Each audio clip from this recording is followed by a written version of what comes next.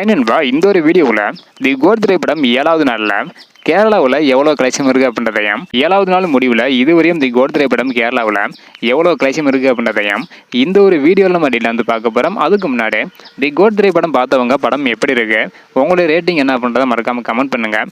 அப்படியே இன்னும் நம்ம சேனலை சப்ஸ்கிரைப் பண்ணி பார்த்தீங்கன்னா மறக்காமல் பண்ணிக்கோங்க. ஓகே அன்பா, வாங்க நைக்கான வீடியோக்குள்ளே போகலாம்.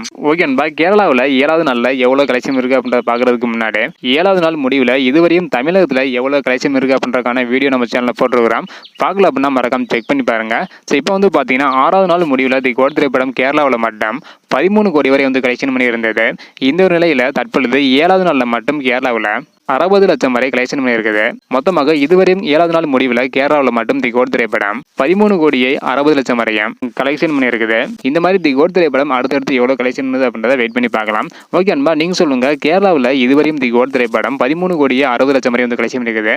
இதை பற்றி உங்களோட கருத்து என்ன? ஸோ படம் உங்களுக்கு பிடிச்சிருக்கா இல்லை அப்படின்றத மறக்காமல் கமெண்ட் பண்ணுங்கள். அப்படியே இந்த வீடியோ பார்த்தீங்கன்னா மறக்காமல் எல்லாருக்குமே ஷேர் பண்ணுங்கள். ஓகே அன்பா, தேங்க்யூ.